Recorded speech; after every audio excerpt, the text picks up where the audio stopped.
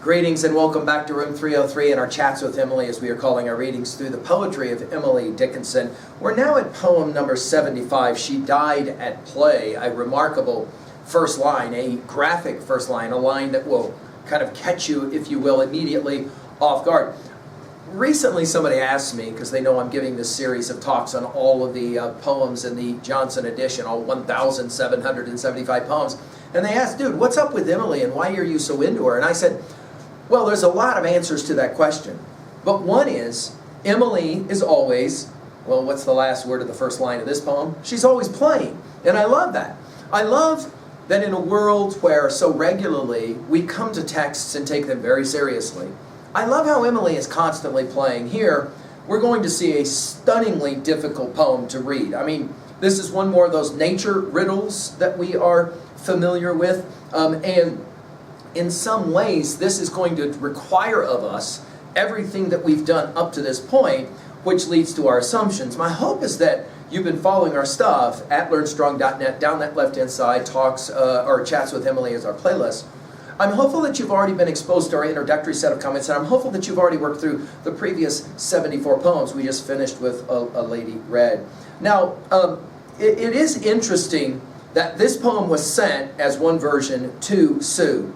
And it is interesting that Emily, the player, right, always having a bit of fun, would say in letter 586 to Sue, she would say, quote, in a life that stopped guessing, you and I should feel at home.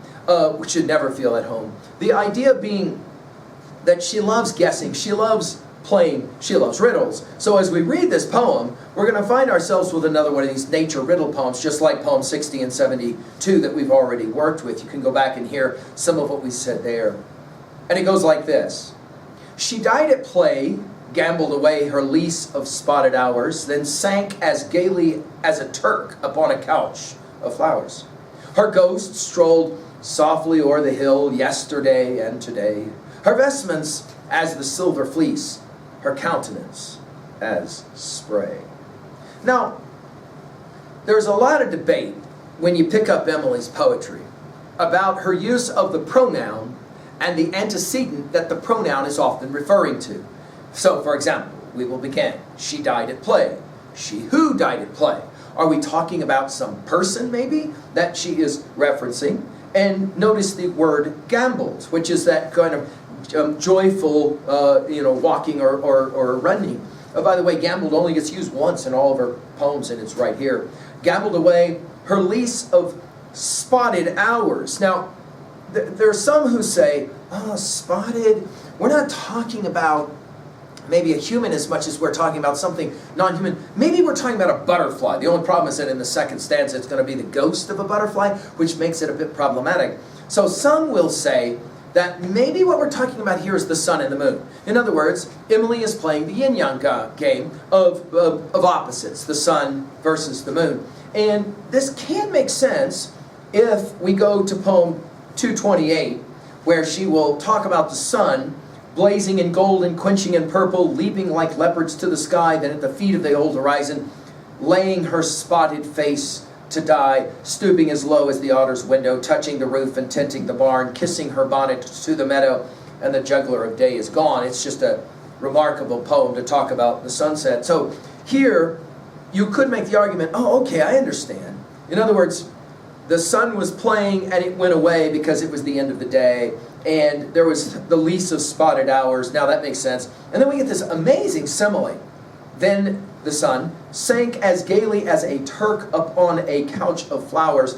This is the only time the word Turk gets used in all of Emily's poetry. And it's a strange simile. I mean, what are we talking about? Maybe someone she has in mind, a Turk, would be a victor or somebody who then is able to come back and lie down in luxury or whatever. And that's the end of the first stanza. And we don't really have a way to measure that first stanza as a riddle, as a nature riddle. And then we get to the second part, where we get to this ghost part. And it is interesting that the moon has the element of being like the ghost of the sun. And if you've never thought of it that way, then Emily's smiling somewhere saying, see, I'm still having fun with you. I'm still gambling through my poetry. Her ghost strolled softly o'er the hill By the way, notice all the S sounds in this poem.